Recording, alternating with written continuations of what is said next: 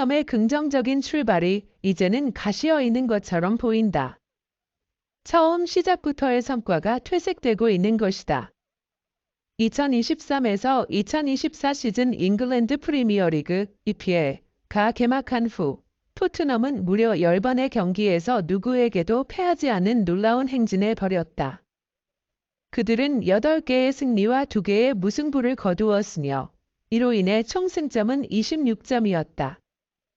이는 토트넘이 마지막으로 리그 우승을 차지했던 1960에서 1961 시즌 이후로 가장 좋은 개시이었다.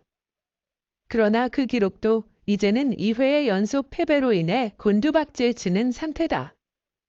9명의 선수로 이끌어진 팀은 첼시에게 1대4의 큰 점수로 패하였다.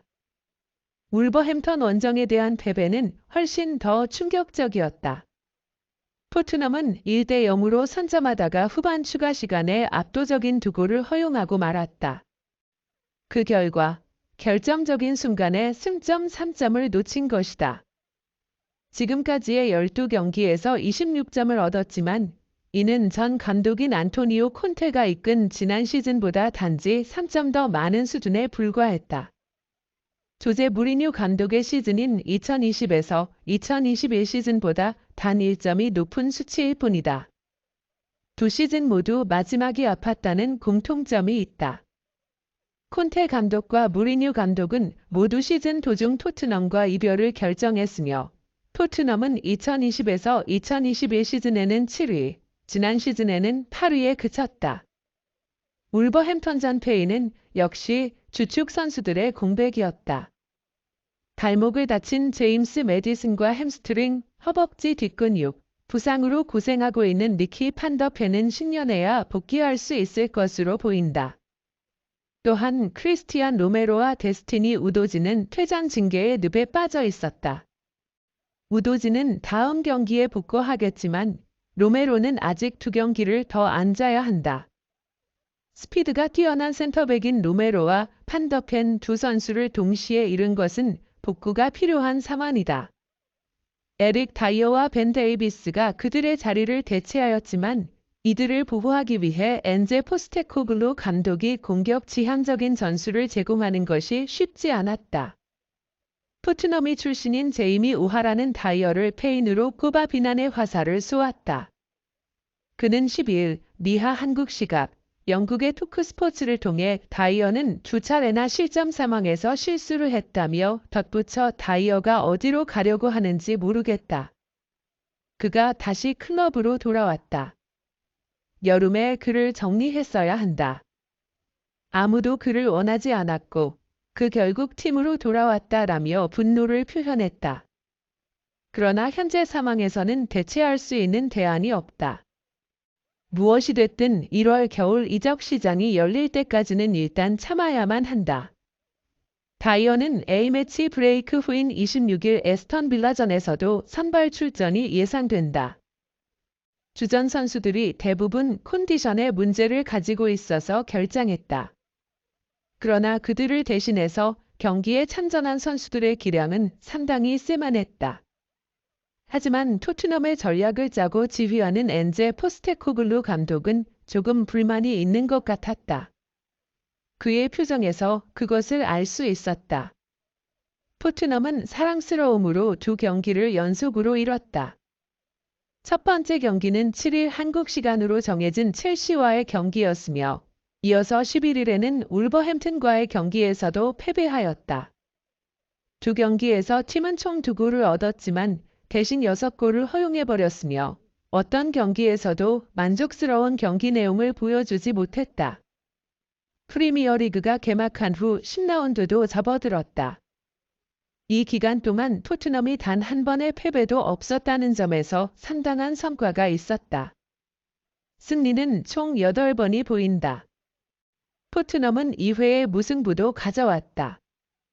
그로 인해 팀은 프리미어리그에서 가장 높은 1위에 위치하게 되었다. 하지만 이제 토트넘은 4위까지 잠식된 모습을 보이고 있다. 토트넘이 좀처럼 자신의 폼을 잡지 못하는 동안 맨체스터 시티, 리버풀, 아스톤 빌라는 토트넘을 추월해 넘어갔다. 토트넘이 연속 2경기에서 패배한 원인 중 하나로 주축 선수들의 부재를 꼽을 수 있다. 그들의 이탈이 특히 첼시와의 경기에서 팀의 성적에 큰 영향을 미쳤다. 중원과 수비의 핵심인 제임스 매디슨과 미키 판더 펜이 부상으로 빠졌고 데스티니 우도직, 크리스티안 로메로는 레드카드로 퇴장을 당해 울버햄튼과의 경기에 나서지 못하였다.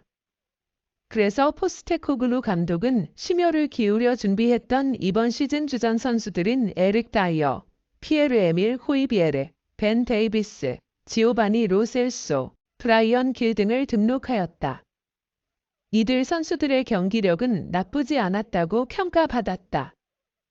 다이어와 호이비에르는 작년 시즌까지 토트넘의 주전으로 활약한 선수들이며 그들의 실력은 누구도 부정하지 않았다. 그러나 포스테코글루 감독이 이들 선수들을 충분히 신용하지 못한다는 점이 문제였고 그게 이번 경기에서 더욱 패배로 이어진 원인이었다.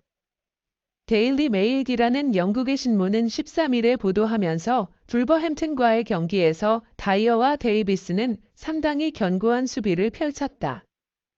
그들은 최후의 추가 시간에 골을 내주기 전까지는 훌륭하게 수비했다.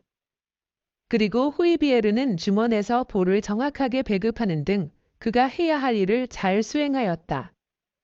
하지만 포스테코글루 감독은 그들의 플레이에 만족하지 않았다고 전했다. 마운트의 결장은 팀에게 큰 공백이었다.